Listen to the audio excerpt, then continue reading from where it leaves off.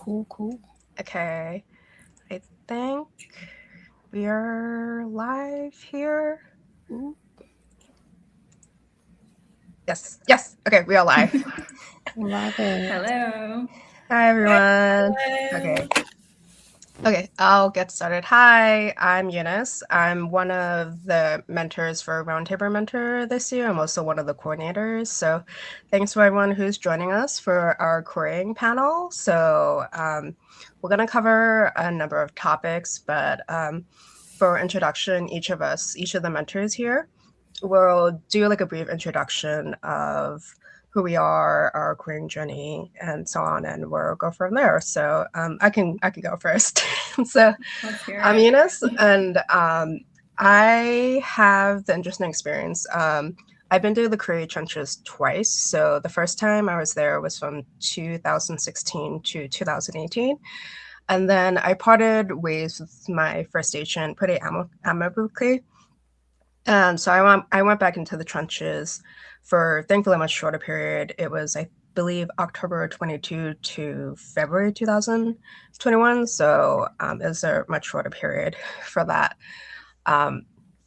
But one thing which we probably will talk about, definitely the querying experience from post-pandemic and pre-pandemic it is kind of different as night versus day, unfortunately. So we will discover some topics about that. But yeah, that's been my experience.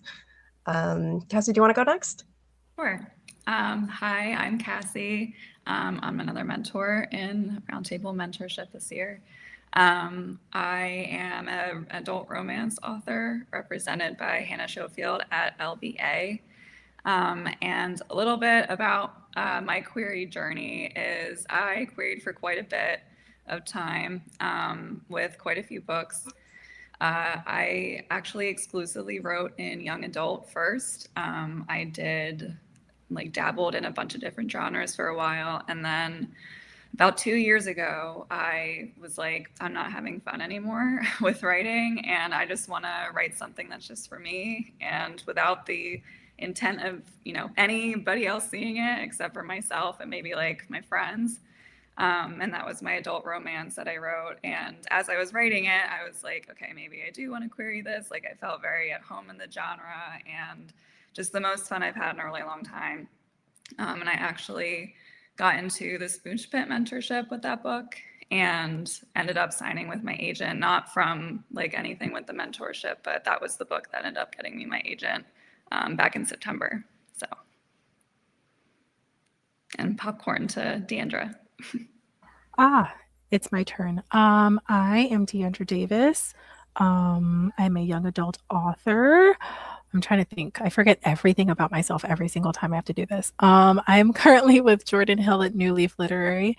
And my querying experience is I am currently on my third agent. So I have a lot of experience and a lot of, useful things I feel like to say in terms of how that looks and what the querying landscape is like and how it's changed over the years since I queried 3 different times over the years. And most recently I queried this year. And so I do have a lot of very relevant right now experience as well. Popcorn to Shaina. I want to hear about your very recent experience because I'm also newer. I signed with my agent a year ago, this month. So I'm also kind of recent, but you're even more recent than me. So my name is Shaina Cordas. I am a middle grade YA and adult fantasy author in all fantasy subgenres as well. So kind of in that vein, I have a cozy fantasy middle grade that's a forbidden baking competition, and I have a YA Southern Gothic horror fantasy that I'm currently on sub with both of those.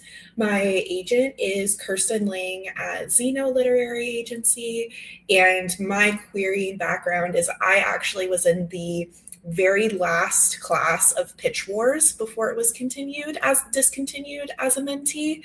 And I did not sign with an agent after that. It took me 3 or 4 years more of querying and writing books and trying to figure things out before I signed about a year ago in May of 2025. So yeah, wild times. I have so many thoughts and feelings.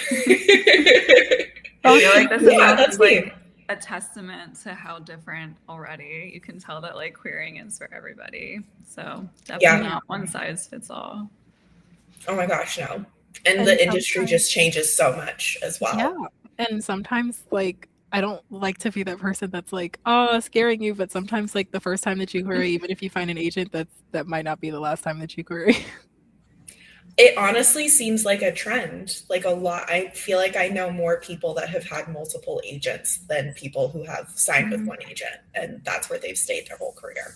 Mm-hmm. Yeah, and like one thing that's like nice, which I have noticed, is like I feel like in the past it kind of used to be like a taboo subject. Like if you like switch agents or you like left your agents, like I feel like there was this idea that it was kind of like leaving like a black mark on your career, which is like not true at all. But like it happens actually like a lot more. Like because before I made the decision to leave my first agent, you know, I was kind of like worried, and I like talked to like a bunch of friends, like fellow writer friends, and I was actually surprised at how many of them had, you know, left their first agent or like had gone on to a second or third. And like it happens like I think a lot more frequently than people initially expect in the industry, and it can happen for definitely like a bunch of valid reasons. Like frankly, like your agent can like retire, essentially they could quit agenting, like and so on. And that actually happened to my second agent. Like she left the industry entirely to pursue law, so there wasn't anything I could do like on my end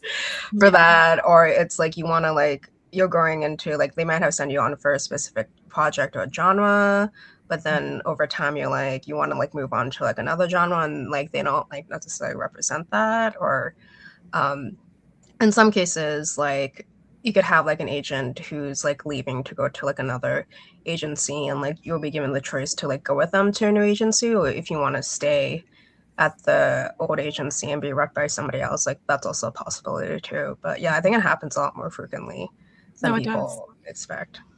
So And you just said all of the nice reasons. Sometimes it just is not working out.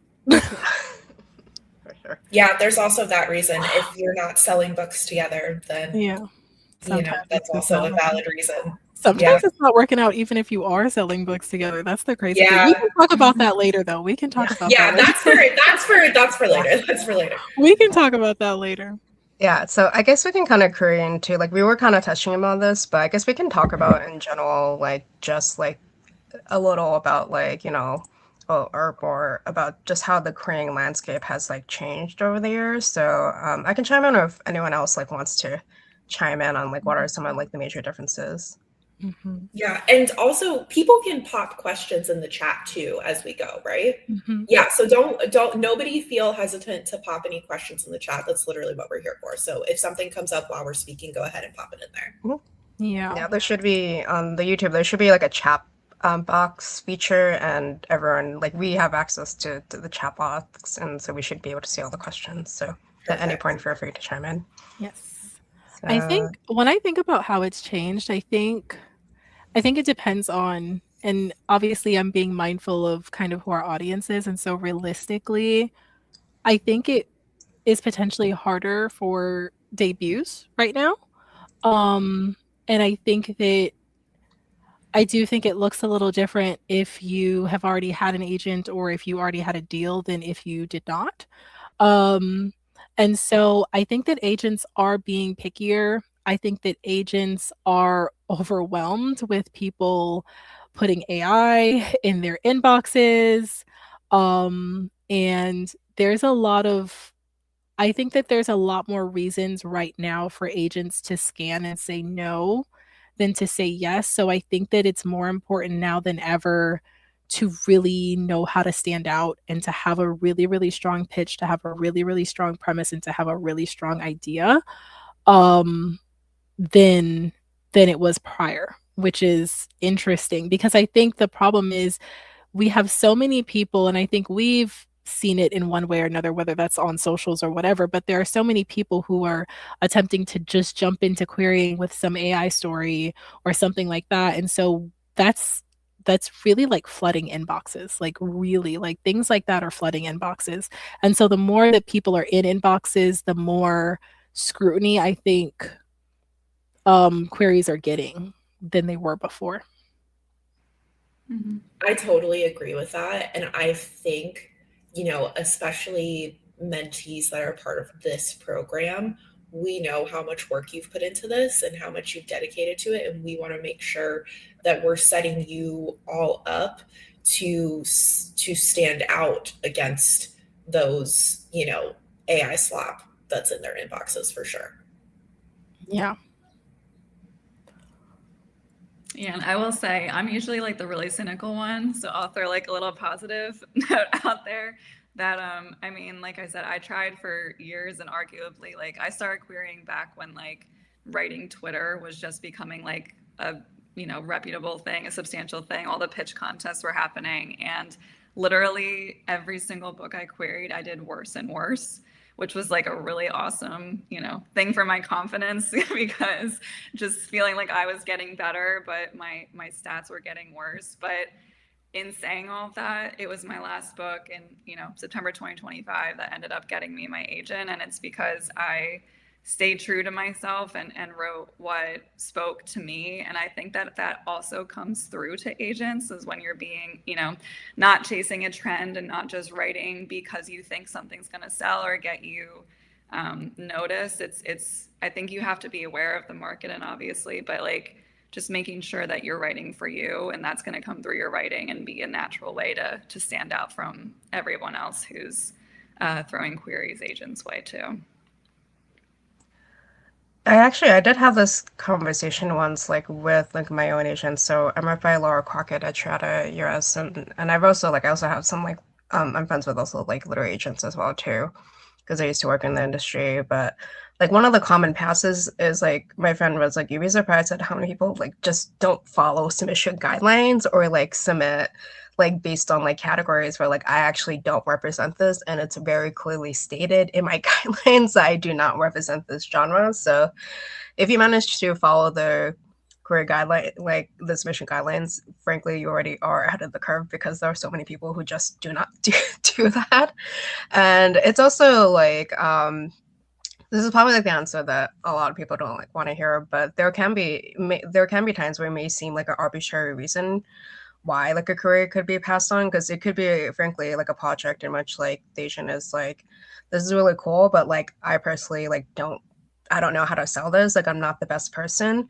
And like and that's the thing, because with agenting as a profession, it's a commission-based profession. So an agent is not being paid unless they sell your work, and you could be going through like multiple revision rounds together and doing all this revision work together, and like they're not being compensated for any of that. So like when they take on a client, they have to be like really passionate about that. It could be a thing where like they could have a client on their list that is maybe like, it could be like a similar concept to your book or something, and it's just not the right time, or it's like it's a project in which like I'm not there, like they may be having a little trouble, like selling it for that particular genre. So they're like, I'm not acquiring a lot in this specific genre. So I think, yeah, it's like some of it can come down to the general timing of a project as well too. Yeah. So yeah, so there are like those like important like considerations which you may not think of at the time and so on. But at the same time, like I also think like it's not also, there are times where I feel like,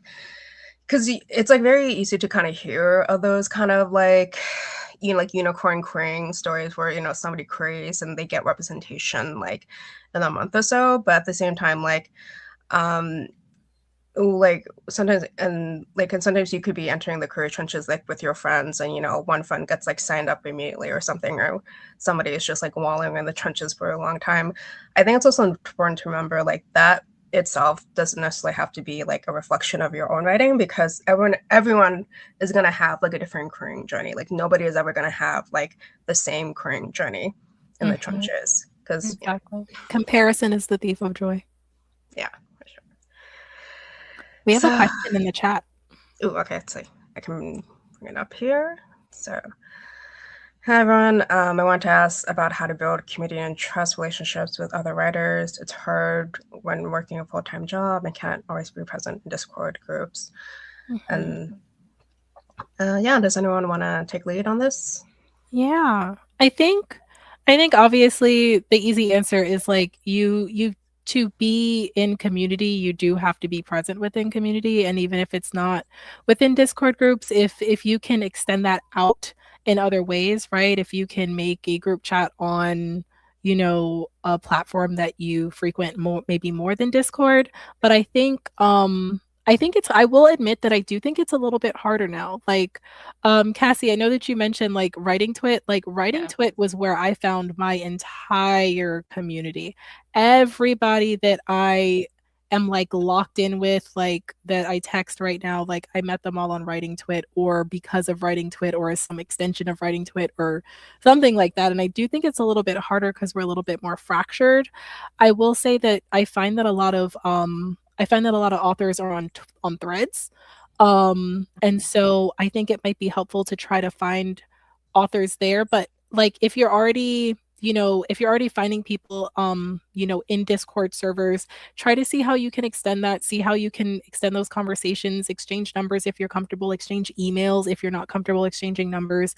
Just take those conversations outside of that place so that and into a place where you can frequent more, because I think like the really hard answer is like you just kind of have to be in community some sort of way. Like you have to be in constant communication and willing to find those people, and those people can really become like your forever friends. Like some of my best friends now, like just in life, are people that I met on writing Twitter who like now we've talked for years and years. I've seen them through births of children and all kinds of life experiences, and we've all seen each other through those things, and it's been really, really great. And so, yeah, I think you just have to like find those people and like try to nurture those relationships as much as you can. Yeah, I think putting yourself out there, like, I know it's hard. I'm very introverted. I feel very like, weird sometimes about reaching out to people directly. But I will say too that as somebody who did find a lot of my connections on, years and years ago, I also have formed really close relationships recently on, like, I'm on Instagram a lot. And so one of my really good friends now I met maybe like a year ago or even a little less than that. We met just because she saw my posts of like that I was posting about my book, and I'd been following her for a little bit, and we were like mutuals who didn't really talk. And then one day she just messaged me just saying like, I saw your post and like, I love the snippet or whatever it was. And we just kind of started talking, and now we're really close. So that's not going to happen with every single person that you interact with, obviously. And it definitely hasn't for me. But I think the more that you do that and just kind of put yourself out there and message people privately, that's a good way to kind of get to know people too. And then you can get introduced to their network that they might have built, and it becomes, one big happy family. That is true. Yeah. I don't want to beat a dead horse, but I do want to quickly say, like, to have a village, you have to be a villager, like you have to, like, you want that community. You also have to be the community as well. And it is so hard to reach out to people, but especially if you're in this program, you already have something in common. Like, bite the bullet and message people and try to start building those relationships. All of my friends are from when I was a mentee, and they're my beta readers and my critique partners and all of those wonderful things. And so you've got to be willing to like also do the beta reading and also reach out first and also check in and also, invest, which can be a lot. I know like all of us have our own lives and so many things going on, but I do think it's so worth it, especially in this industry, especially with a common passion. So yeah, that's all I'll say because I know a lot of people already answered that.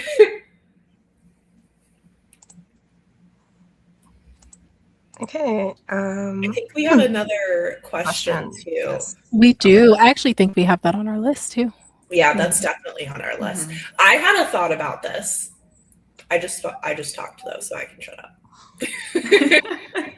No, go ahead. By all means, go for it. My one thing about this is like, I actually think one of your comp titles can be a bestseller, but you can't just say my comps are Percy Jackson and so. If it's a big thing like Percy Jackson, you need to say something specific about Percy Jackson. The vibes and the scenery and the placement in time, or a found family trio like you see in Percy Jackson. Like the bigger the comp title, the more specific you have to be on what exactly you're comping about that. Is it the world? Is it the writing style? Is it the character dynamics? Like that's my take on it.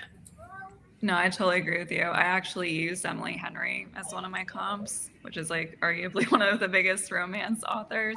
But I comped specifically to the fact that in her one book, the two characters are using fake dating in a mutual agreement to get what they want, which was very similar to my book. And then in addition to that, I think if you pair it with a book that's not as well known, like you're not only using those bestsellers and those big names, then I think that it's less of a offense, I guess you could say too. Just making sure that I think comps are also a good way to show that you're kind of like well versed and you know the market and know the genre that you're writing in. And so just showing that you know those lesser names too and not just the bigger ones is, I think, important. But I agree completely with like I am not anti, because as much as I feel like I keep hearing it said that it's like don't use a bestseller, don't use a bestseller. Most people use pretty well-known books, pretty well-known recent books, because I think it shows that it is something that is highly marketable. It's an idea that can sit on the shelf with something that is already highly marketable, right? It's not saying that you are this bestseller, but it's saying that I do think I could sit beside something that is marketable in the same way, and there's nothing wrong with that. I will also say, if you feel like you're like, oh my God, really, really scared to use like a best-selling book, don't be scared to like use a really popular like movie or something like that along with like maybe a book that's not a bestseller or something. Because like my most recent experience querying, which was literally I signed with my agent March of this year, so there you go. My most recent, I comp Sinners. Like I comp Sinners. And it was extremely effective. Like, and I don't think it was extremely effective just because of the comp, obviously. I think obviously, the book and all the pitch and all that stuff had to do what it needed to do as well. But I will say that in terms of like getting a request for more materials, I think I didn't query a lot of people. It was my third time querying. Like just to be clear, I only queried like 11 people. But out of those 11 people, 10 people wanted to see what I wanted. Only one person rejected based off of the query. And so I think like it's one of the things that like if you're really, really scared and you're like, you know what, I don't want to do a best-selling book, don't be scared to do like a super popular movie. Yeah, just adding on with this conversation, I guess in general with comps, I feel like there are like a number of different ways you can use comps. Like you can use like a pretty simple method, like your project is like for fans of, like XYZ, and you can list like the author or two. I would recommend probably using 2 to 3, probably not more than 3 comps. 4 is kind of, I feel like is a lot. And among like 2 to 3 comps, definitely like be sure to use at least 1 or 2 book comps. And I do think like it is like more acceptable to use like another type of media comp. So you can use books, but you can also use like TV shows or video games or movies as well too. And I also agree like with if I think it's perfectly acceptable to use like a bestseller as a comp title, but definitely like focus on like a specific aspect and like just don't use like the bestseller. And also try to use comps that are more recent. Like I feel like the general rule of thumb is something that is has been published in the last 5 years or so. But yeah, don't use a comp that's like 50 years old or something, because that actually is a little too old. And I also just thought about this now, but also like with newer comps, make sure like the title has like I don't know, because sometimes for us in the industry, we do have access to like advanced reader's copy, but I probably wouldn't use a comp for like a book that hasn't been published yet or so, because it's like, okay, well, not a lot of people can access this title because it's not going to be published in another year or so. So in the other aspect in which like a comp can be too old, there was a case I actually do think a comp can be too new, as in like it's not even on the bookshelves. So I probably would not recommend using that. Okay. But that's also not to say like we don't want to use old comps, but you can use classics. You can comp Pride and Prejudice. I'm comping Frankenstein in one of my books that's on sub right now. Like you can use classics for sure. Is it weird if I say you can use classics if they're trending right now? I hate to say that, but like I feel like you can use, so like Frankenstein is trending right now. Right. You can get away with comping Frankenstein right now. I think it's a little bit like Pride and Prejudice is still on the dang bestseller list. The thing won't leave. You can still it won't leave. You can still comp Pride and Prejudice. Does that make sense? Like I do feel like you can comp a classic. Like if you're writing fantasy and you're comping Lord of the Rings because you have like 50 pages of exposition and you try to J.R.R. Tolkien it, don't do that. Don't do that. But like, yeah, so it would be different if you were trying to comp like A Tale of Two Cities, right? Like, yeah, exactly. Like I think, I think you can get away with the things that are like trending right now. Like right now is probably a really, really good time to like, if you have a comp that's like, if you have a book that is similar to Wuthering Heights, right? This is your time. This is your time to shine. You know? Yeah. I totally agree. It is such like a case by case too, and what actually applies to your book and what the actual inspirations are for your book as well. Yeah, interesting. It is so funny. We have another question. Oh yeah, we do. If you decide to leave your agent and re-enter the query trenches, should your letter mention why? Not necessarily, no. Nobody needs to know previously agented. But if you can say that you were previously, you should always say that you're previously agented. I should mention. Yeah, you should always let it. That's a feather in your cap. Yeah, you should always let it be known that you're previously agented and you guys have parted ways. Most people just say we've amicably parted ways. You do not need to tell anybody. That is between you and the universe. Yeah. Yeah, that's like a conversation you can save on the call. I think, so it's like the two main things. If you're like re-entering the career trenches, like two main details. You're going to want to mention that you're previously agent. And for that particular project, mention it should be a project that hasn't been on submission before. So you can also mention that too, because I feel like when you're re-entering the trenches, you typically do want to enter with a project that hasn't been on submission. It's not like impossible, but I feel like most agents, they kind of want to start from like a clean slate with like a project that hasn't been out on submission before. I've definitely seen like one-offs of people who have like re-signed the same books that have been on sub, but that's super. It's harder. Rare. It's harder. Way harder. It is because people will worry about like if it's already been on submission, you're worried about who has it already been out to and who can I not go out to and how do I rebuild this list and et cetera, et cetera. So it's not saying that it's impossible, but it is harder. But I definitely think you do not need to say why you parted ways in your letter. Just say that you were previously agented.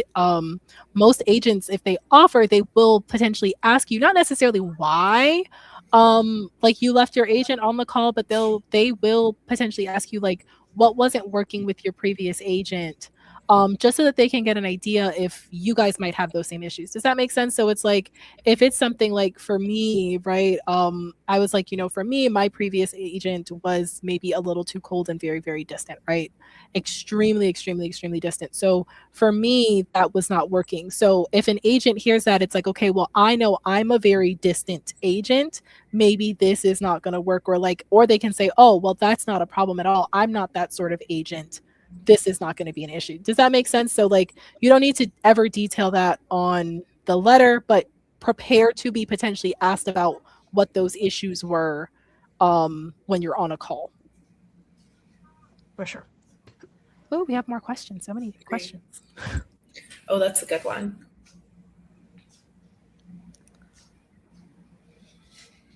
I like this one.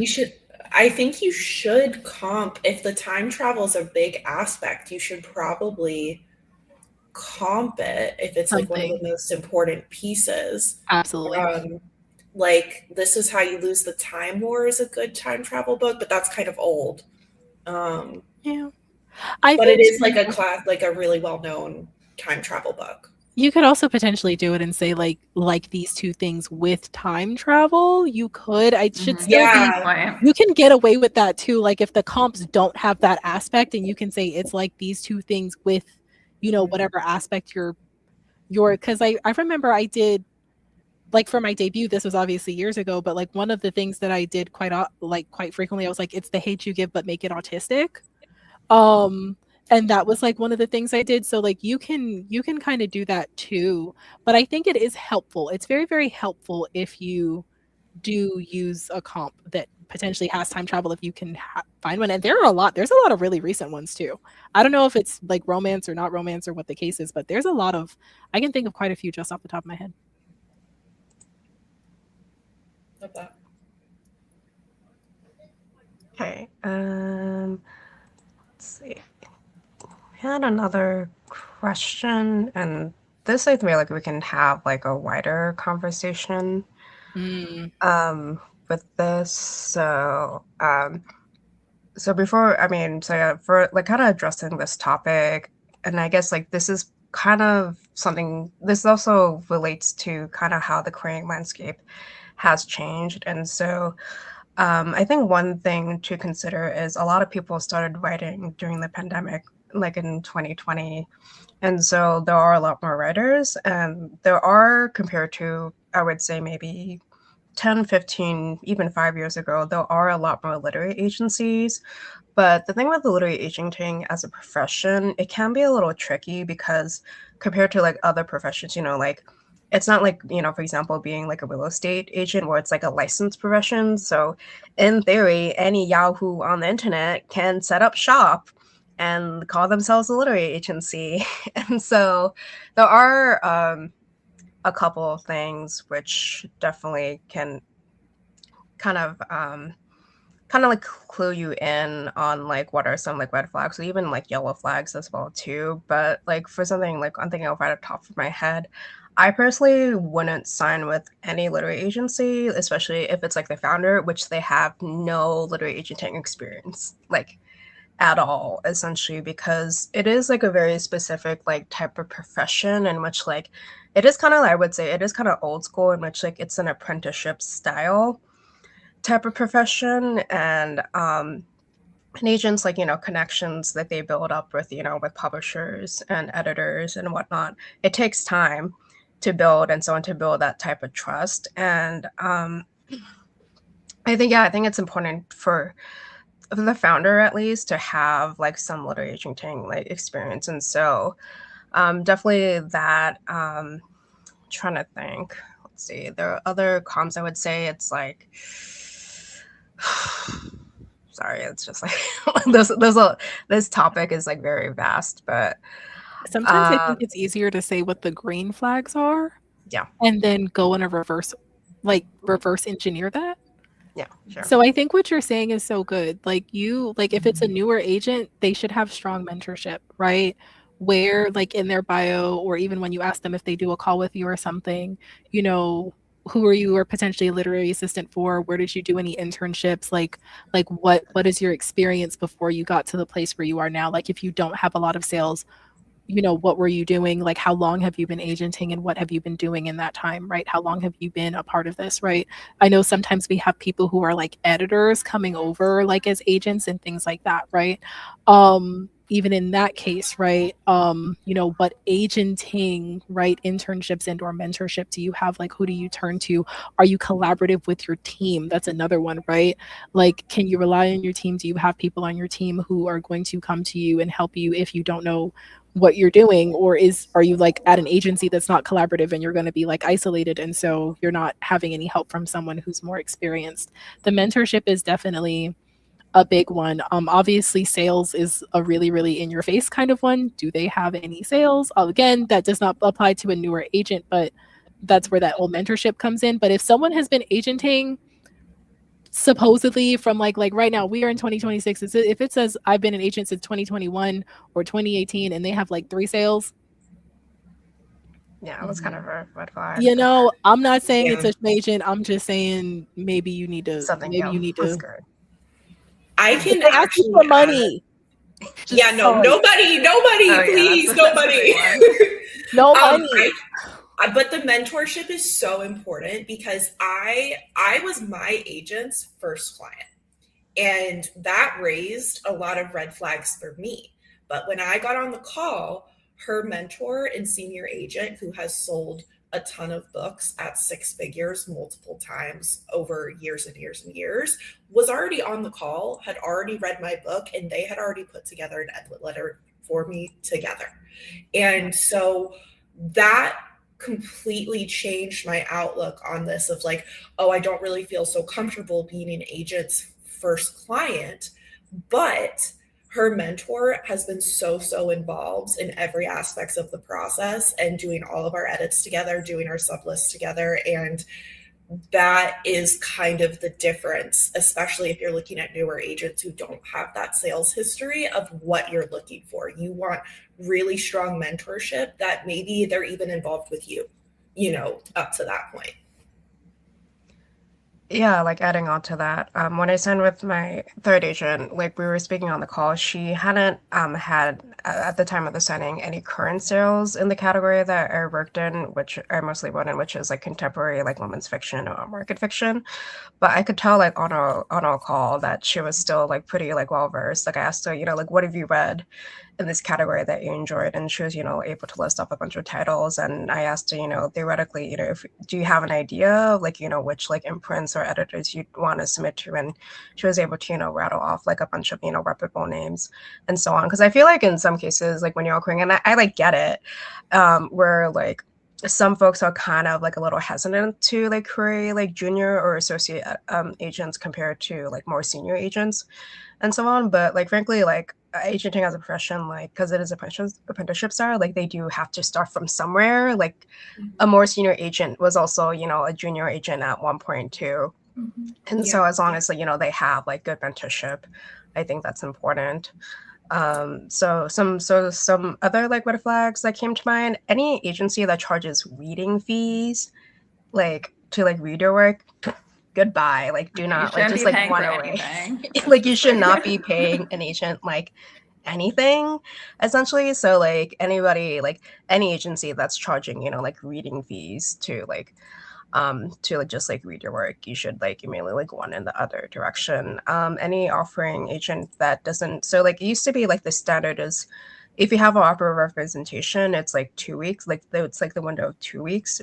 Now it can be a little longer. Like I know in some cases agents are offering up to like 3 weeks, but if they don't give you that standard window and they're very pushy and want you to sign with them immediately, and also they don't let you see like a copy of the agency agreement, like that would also raise some like red flags for me as well too. For not wanting to talk to their clients. Go Cassy. That's another one. Like if you get rep and you ask to speak to their clients and they don't give you any, that could be another one. Yep, that you should always be able to speak to their clients. Yeah. I also asked an agent one time that was offering what their favorite part of my book was. Like, what was your favorite thing about my book? And they said my main character's name. That was it. They didn't read it. They did not read that book. That's not fun. I know. I was like, we're done here. We're done. We're done here. That's stressful. Yeah. So I just had two more things. So obviously like an agent, like when you have like an offer call, like they don't have to offer like an entire submission list or anything, but like if they won't offer like even like an imprint name or anything like that of where they potentially would submit your work, like that I think would be a little strange to me. And also if you have like a newer agent who's taking on, like I feel like some people will feel differently about this, but if they're taking on like a lot of clients in a very short amount of time, that might raise a few eyebrows to me, because the question is like, do they have like adequate time like to devote all this attention to each client and so on? So if they are taking on like a lot of clients, and I guess like, the idea of like excessive, but example, like if they're taking on like 20 clients in like 2 months or something, like I think that actually is too many clients. No, that is so many. It's important to ask an agent, how many authors do you have active? Right? Because an agent could have 60 clients, but maybe 8 are active. And what that means, and just so that doesn't mean that like everybody isn't writing and everybody does not actively have a career, but that means like maybe how many people are currently in development? How many people are you actively working with right now because they're submitting something to you and you have to look at it and you have to revise? Like, not that you're in the management phase, because the thing is like once you sign a deal, your agent doesn't necessarily like take a back seat. They still have other things to do. They still have to advocate for you and everything, but they are like I know for me and my experience, like in my previous experiences, at least my new agent is a lot more hands-on, but in my previous experiences, like if I had a new book, if I had something like that, that just went straight to my editor. My agent didn't have to read it, give me a revision, do anything like that. That just went straight to my editor. Some agents are different. Some agent will still be like, I want to see it, beforehand. But your editor kind of takes on a lot of stuff. And most of it is just kind of like managing things unless you have something new on submission. So it is just important to ask them how many active authors they have right now. For sure. Yeah, that's a good point. Another question. Yeah, I think this was a previous question. Let's see, on comp. Yeah, so I think this is Kayla's previous question on comp titles. Oh, yeah, probably. I think I would probably go, if you can't find a gothic contemporary fantasy that has that element, I would go for the vibes and just say with time travel. Mm-hmm. You can get away with it like that. Yeah, you definitely don't have to do one or the other. You can do both. Add another question. Ha. Yes. Yes. Yeah, they do. But for the most part, if they've read your work and they liked it and they've moved on to looking at your social media, they're kind of checking to make sure you're not doing something crazy, is my understanding. It's kind of a good sign. Yeah, if they're to the point where they're looking you up on socials, that's a good sign. Fabulous sign. You've won. Yeah. Just don't have something absolutely insane on there. My most recent time querying, I had an agent was like, oh, I love the way you dress. And I was like, huh? You were like, you in my walls? I was like, well, now I'm self-conscious. Yeah. You perceived me? Why? Right? Love your outfits. Oh, well, damn. Let me take every picture of myself off of my social media immediately. I mean, I guess it should be pretty obvious, but obviously on social media, like, don't post any Insta stories of doing anything illegal, for example. But this is actually like a good question on the opposite end, because I had the question of like, I'm considering this like agent, or like I'm creating this agent, and like this particular agent, they don't have any social media at all. I actually kind of think of that as a plus, because sometimes I'm like, well, not name any names, but sometimes I do think there are some little agents who are actually perhaps a little too active on social media, because sometimes I will see some folks and be like, don't you have like a query? Like, don't you have like a contract to be negotiating right now? It's giving influencer, not agent. Basically, so I wouldn't necessarily say like an agent, like an individual agent, like not having any social media at all, like that's not like a red flag, but the agency should have a website for sure, at least. With clients and books. Yeah. It's okay if your agent doesn't have socials. Like my agent has, like my current agent, I think she has one, but it's private. And even the one that, like the last picture she posted is like super, super old. But like I know she's on it. The funny thing is I know she's on it because she likes my stuff, but she's just not, she's not in the mix. And like I like that, because I think you're right. Sometimes there are agents who it seems like they are on social media more than they are doing anything else. And sometimes that can shoot you in the foot, but that applies to us too. We should not be on social so much that they are questioning, like, don't you have a book to write? Like that also applies to us. They do look at our socials.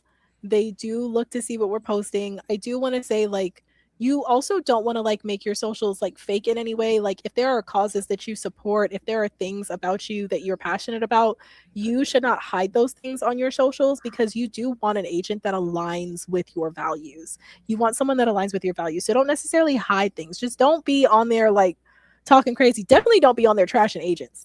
I have seen that. I have seen people on socials just outwardly trashing all agents and stuff while still trying to find one. Like, just be smart. Be smart about what you're posting, essentially. Like, I also will say, oh no, you go, Eunice, you go. Like, just like a basic thing, like, I think it's totally fair to be like, if you have like a query rejection, but like, don't be like screenshotting stuff. It's like the whole ass agency name, and like the agent's name attached from query manager man and so on. It's just like some things are just conversations meant to stay in the group chat. like they're like better saved for the group chat to like vent in and whatnot, because also the industry is very small. So people talk in this industry. And so if there's somebody like acting up and like, oh, I mean, a basic thing, but like if you have an offer of rep, do not ever lie about getting an offer of rep. They talk. All agents know each other. They all talk. They've got their own group chats. They do have their own group chats. Because it's like it's perfectly like fine. Like if you get an offer of rep and you're getting in touch with a bunch of other agents who have your full, like it's they'll perfectly ask who fine. they'll ask who it was. Sometimes they will.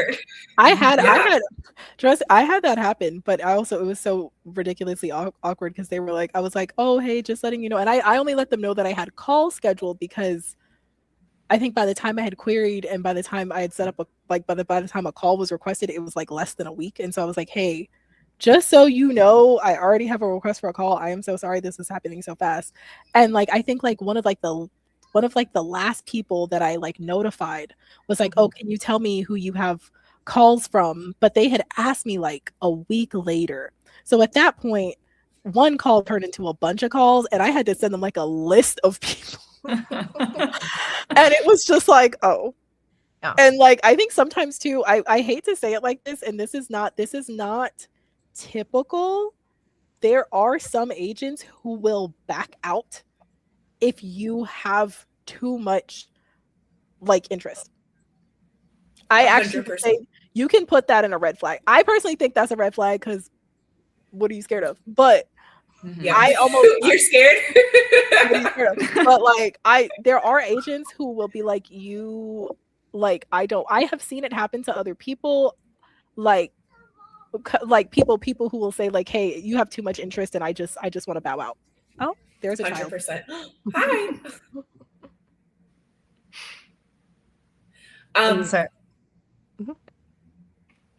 I also wanted to say on the flip side of this, I got my agent from being active about sharing my work on social media. I got my agent through a pitch contest is where she saw my stuff. I have had lots of interest and contact and with industry professionals from talking about my work online.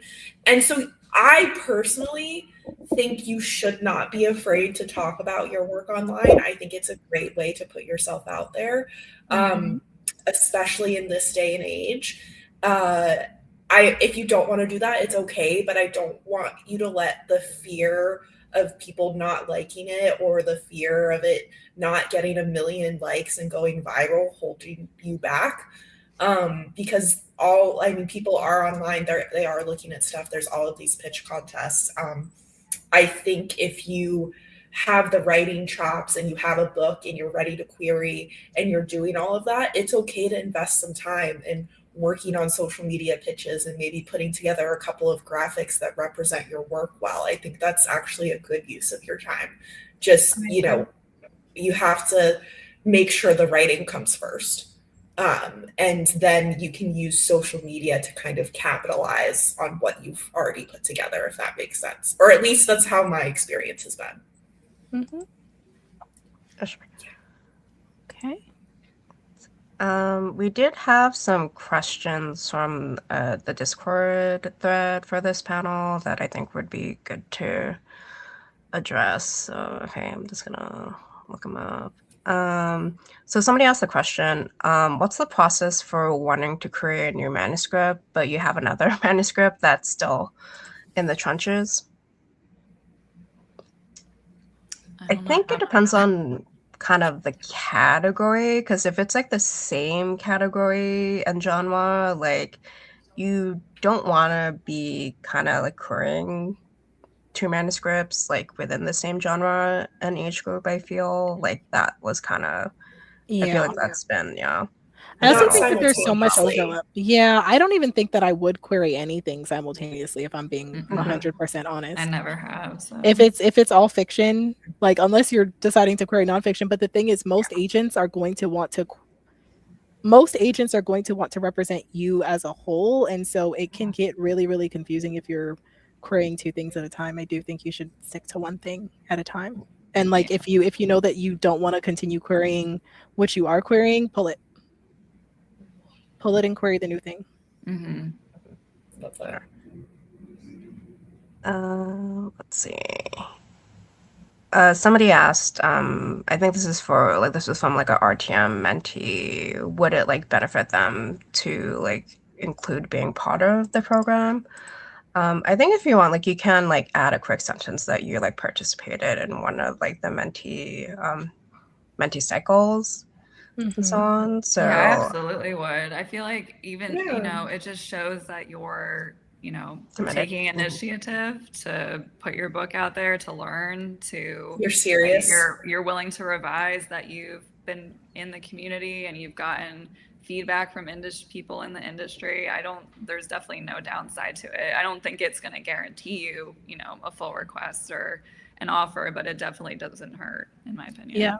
Nothing guarantees anything, but showing that, I like that you said willing to revise. That's always the biggest thing, is that most times people are worried about, especially if you haven't been agented before, whether or not you are willing to be collaborative. And whether or not you're willing to make changes, and whether or not you can do that. And being a part of a mentorship program shows that you have the dedication to revise and step up and do the thing and listen to others if you need to, and take other people's advice, and also that you can implement revisions. Shows that you can also implement revision. So it shows that you've been through that entire process at least 1 time before, which is not something that every single person can say. It's like, it's proof of having revised, right? Like it's proof that you tried to get this to a good place, because a lot of times people just send out anything when they're querying. It's like their first draft and they're just sending it out. And so there's like no way for anyone to verify, like, is this your first draft or is it your 6th or 7th draft, right? But yeah, like a mentorship, it shows like, yeah, I'm not just submitting a first draft. I have gone through due process with this. I have a literary agent friend, like back in the era of NaNoWriMo, she would always like kind of dread like December or like January. She was like, oh God, the NaNoWriMo drafts are coming. In which like they haven't edited like it once and so on. And so obviously it's very exciting that you can complete a first draft, but it's very important to edit as well. We had another question, and does it matter if the housekeeping paragraph goes before or after the plot paragraphs? And before we answer this, I guess I can do like a quick like speed run version, but definitely like kind of going through very briefly like the fundamentals of like a query letter. So you definitely want to the pitch section. You'll want like what I call basically like the metadata paragraph. So it's going to be your title, the word count. Please don't forget the word count. That is important. The title, the word count, your comps. And then you can also talk about, you know, you could have something like towards either like beginning or the end of like, you know, like what inspired the manuscript. And if you have any like relative like writing credentials, like if you know, like if you like did an MFA, but don't worry, like you don't have to have an MFA. I don't have an or MFA. like short story publications and literary magazines, or you like did short pieces.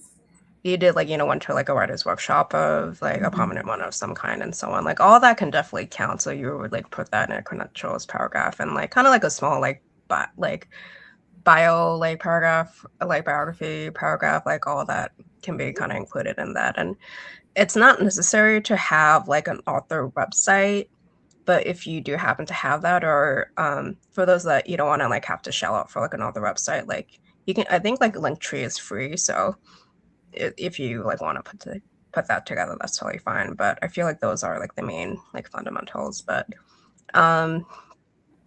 answering that actual question, show, I guess like the housekeeping paragraph, like I'm assuming that's like the metadata paragraph. And so I think like, yeah, it like depends on what you prefer, because I've seen, you know, like the metadata paragraph happen in like the beginning of the query letter, and I've seen it happen like be like the last paragraph and so on. But as long as it's just like there, I think it's important. In terms of like word count for the query letter, my general suggestion is anywhere from like maybe like 300 to 500 words. But I think that above all, like it should be 1 page. The query letter shouldn't ideally exceed more than like 1 page, in my opinion, because a query letter can be too long. Because sometimes with the pitch section, I think that can be one of the pitfalls in which it kind of reads too much like a general synopsis, and like you don't necessarily have to include every single plot point. So Yeah. that's like my brief overview of like career letter like fundamentals. But yeah, if anyone else wants to chime in on anything else they think is important. I think just My briefly, favorite tool. Oh, you go, girl. Oh no, sorry. I was just gonna say just No, go. briefly, if like depending on what you mean by housekeeping, if you mean that as like your bio and the metadata, I know that there are a lot of agents who say that they like to see the metadata up front. Like in terms of like what's the word count, what's the genre, what are the comps? A lot of them do like, so like I think my advice would be put that first and put your bio last. Same. Yep, That's what I was agree. gonna say. We read Because you're selling a story first, right? Mhm. Is my thing. Like, let's see the story. So I like to go metadata, story, bio. Mhm. And they want to know what That's they're my getting preference. into before they Yeah. read the actual Exactly. summary. Yeah. So I think oftentimes like making sure, I would always put metadata first, because I do know that I've heard pretty often that agents prefer to know exactly what it is it's going to look like. Mhm. Yeah. And the other thing I want to say about query letters is these are things that you edit and that you workshop. This is where your community comes in and is so important. Is your first draft of your query letter should not be the query letter you send out. You need to hone it and experiment and see and get feedback on it, on what's working and what's not working, because that's your pitch. That's your shot to get people to look at your work and to go read the first page. So I think that you really should take the time to have your critique partners look at your query letter, to go through multiple drafts. It's only one page, so it's not like editing this book over and over again. But I think that that's really important, and that's what made all the difference for me in finally getting an agent after years and years of querying.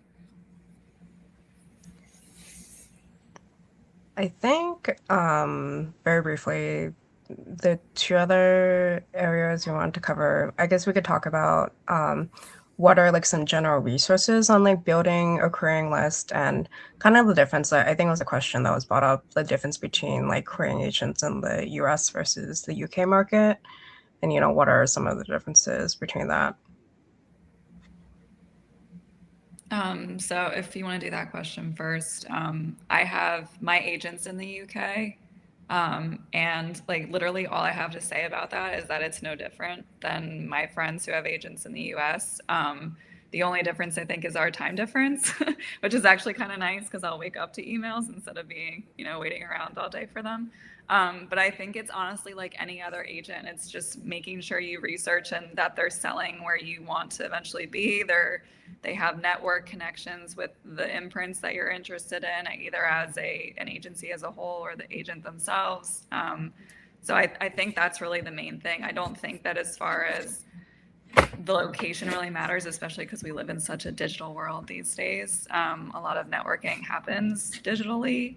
So yeah, I mean, that's my perspective on it. And I obviously don't have any experience the other way, but I would imagine it works the same way. If you're in the UK and want to query somebody over here, it's like, like I said, it's all digital, and it's all about that network that the agent has and where they mainly are selling, and what pertains to you and what you're looking for.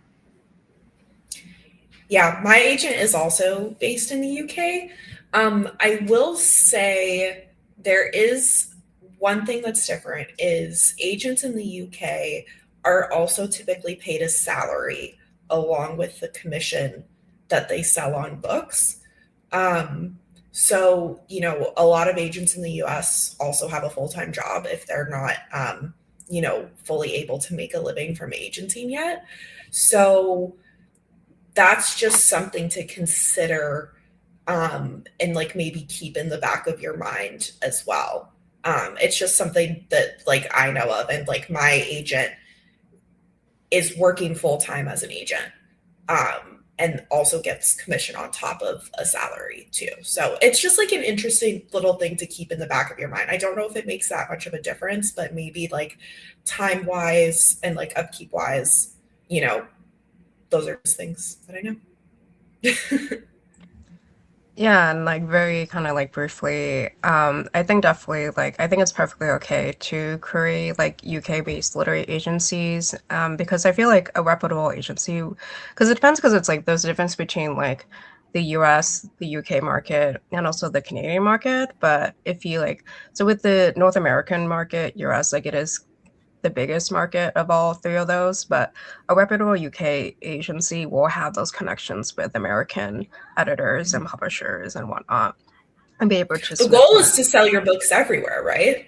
Like you want your books in all of these places. And for some like general resources, I definitely think, you know, you have like the main ones like Query Tracker and like Publishers Marketplace and Manuscript Wish List. I think those are some good places to start with the querying list. And yeah, and it's just like, oh, one thing that just came to me. One thing you'll also consider, because like for example, you could be querying like a YA manuscript, but one thing you also want to take in consideration, like if you're like a writer who writes for like multiple age groups and like genres, like for me, like when I was back in the trenches for the second time around, because I write both adult fiction and young adult fiction, I only created agents that represented both. In theory, like there can be some cases where you have two separate agents, you know, like in some, because some agents will only represent, you know, like children's literature, and you know some agents will only represent like adult fiction, and you can have separate agents, but for me personally, I'm like, I don't want to deal with that. So I only created agents who like represented both age groups and like, you know, across genres as well too. I just want to add too, in terms of building your list of agents to query and how to recommend going about that, obviously, yes, all of the resources that Eunice said, but I also think be in community with people so that you can figure out the people who to not query. Because none of that is going to be public information. None of us are going to publicize that information. Do we know? Yes. Are we going to tell you publicly? No. Could we tell you privately? Absolutely. And so I think being in community, utilizing the community that you have, not being scared to talk to people who are querying, talk to people who have queried, ask them what their experiences are, like figure out, like talk to people. And if you can, I know that sometimes I say this knowing that sometimes there are agented authors who are not as open to talking to people who are querying. I know that. I know that there are people who are querying who say like, oh, I try to talk to agented authors and like they don't talk to me and they don't this and they don't that and they think I'm just trying to like, you know, come up off of them or something like that. I understand sometimes that can happen, but as much as you can, try to talk to people who have queried before. Try to talk to people who are currently agented, who have maybe been multiply agented, you know, and have left agents, and figure out why people have left their agents, things like that. Like, because sometimes it's not always a bad thing. Sometimes, you know, there's a whole world of reasons. But I do think another part of building your list is being a part of whisper networks and knowing, you know, what might not be the safest thing, or who may not be the safest people that nobody can say out loud. Yeah, I was actually going to say that earlier. And it could even if you're not part of this gigantic community, even just asking, you know, this person might have heard from these other people about this person that you might want to query. And so like just making sure that you're communicating and talking. Like I think that, I mean, everyone that I've interacted with in the community is incredibly friendly and open to meeting people and forming relationships. And once you build that trust with people, it's very easy to just talk about anything and get your information. And a lot of that knowledge just comes from experience. And so, you know, being in the query trenches, querying for however many years and just kind of hearing things throughout the years. So it's definitely important to talk around and see what you know or can find out that way too. I agree. There are Reddits too. I'm not saying that you should believe everything that you see on Reddit, but, you know, also a starting point. Yeah. Mm-hmm. Pub tips. Yeah. Yeah, because that one is like moderated pretty well by actual publishing professionals. Yes. So that is like the one subreddit that I actually would probably trust. Yeah, I think pub tips subreddit. Yep, definitely. And it's like I said, it's not necessarily saying, because it's like I said, I just signed with an agency that I've seen people say like, oh my God, you shouldn't sign with them. They drop people and this and this and that.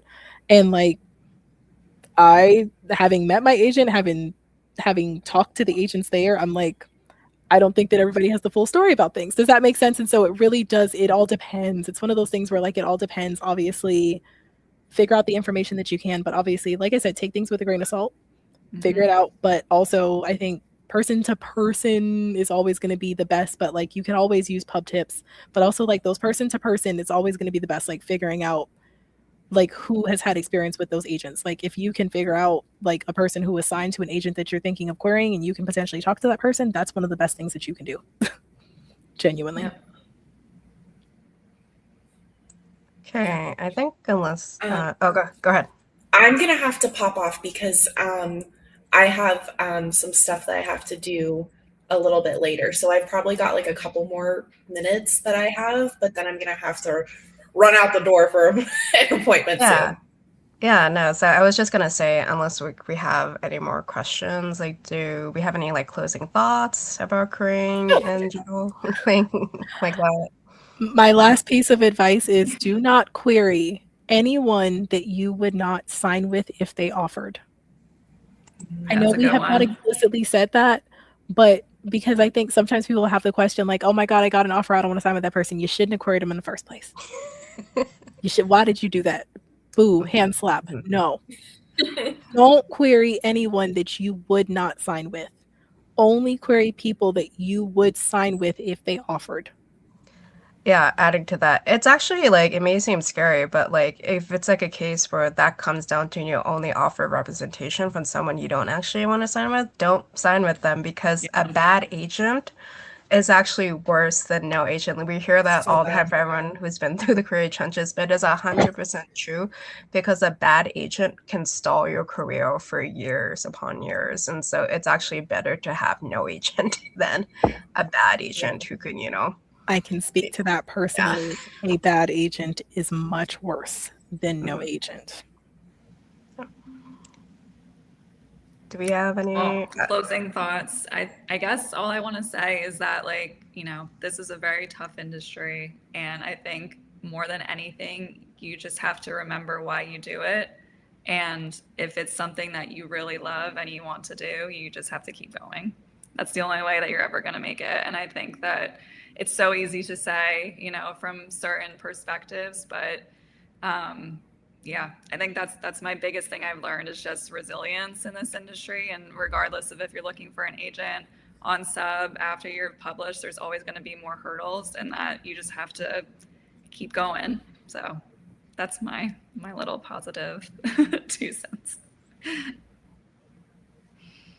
Yeah, I agree. I'm kind of on the same page. You guys are already doing the right things by, looking for opportunities within mentorship programs like this. So, you're on the right path.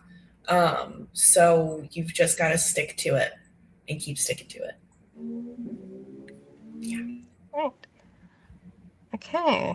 I think that's everyone. So thank you so much for all the mentors for joining us, and all the mentees and anyone who joined the stream. And so we're going to have a few more events down the pipeline for this RTM cycle. So yeah, stay tuned for that in the future. But yeah, thanks everyone once again for joining us today. Thank you guys. Thank you, Eunice. Bye, DeAndra. Bye, Cassy. Bye. See ya.